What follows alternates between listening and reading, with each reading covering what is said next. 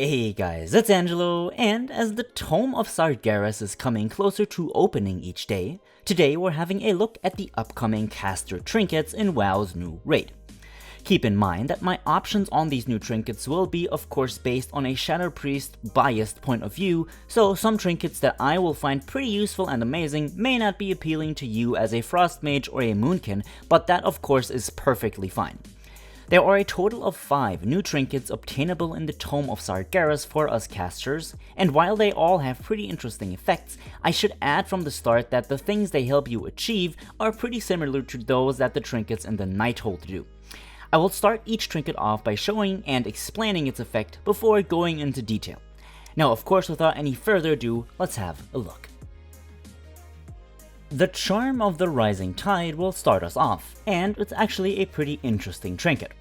While you remain stationary, so when you're not moving, you gain haste every 1 second, stacking up to 10 times and lasting for 20 seconds. So basically it's doubling the amount of time it takes to ramp up. The trinket is an on-use trinket with 1.5 minute cooldown.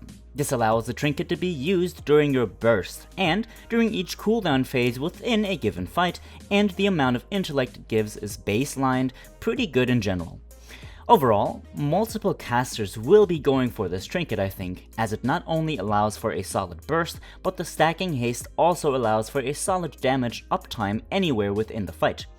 Dot casters like the Affliction Warlock or the Shadow Priest should see extra use of this trinket as well, as the haste will increase the amount of ticks their dots will do over their duration.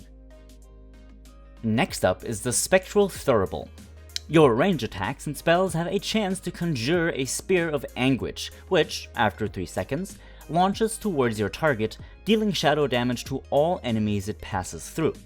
Now, the versatility on this trinket, in combination with the fact that you will have to constantly reposition yourself to make this trinket worthwhile, are negative aspects in my opinion. Versatility by itself is already a stat that most casters don't go for, and the damage that the effects give you is too dependent on external factors to make it effective in a realistic raid scenario.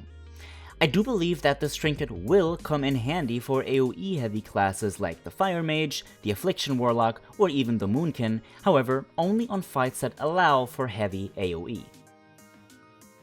The Tarnished Sentinel medallion brings mastery with it baseline, and is another on-use trinket, which you will see more of within the Tome of Sargeras. It lets you call upon a Spectral Owl to attack your target, inflicting arcane damage each second for 20 seconds.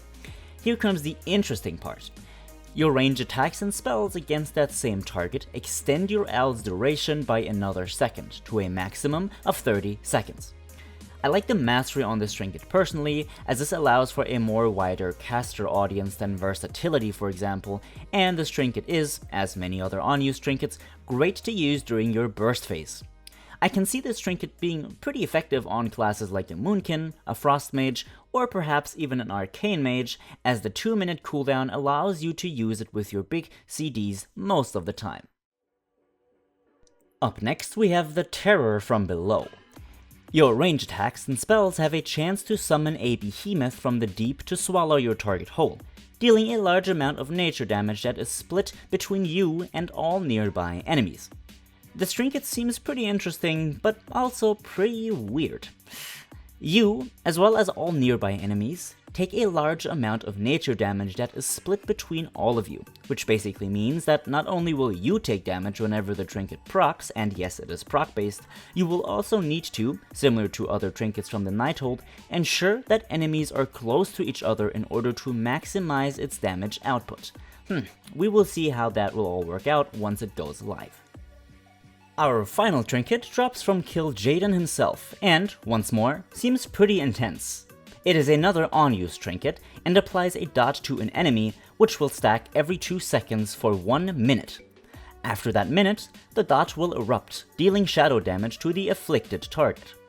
Should the enemy die while under the effect of the dot, they will instead explode, and deal a flat amount of shadow damage per stack to all nearby enemies.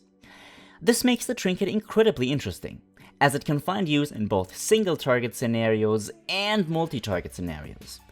I think that the damage and intellect stats will still be tuned, as the flat amount of intellect seems a bit low in my opinion, as well as the dot damage itself.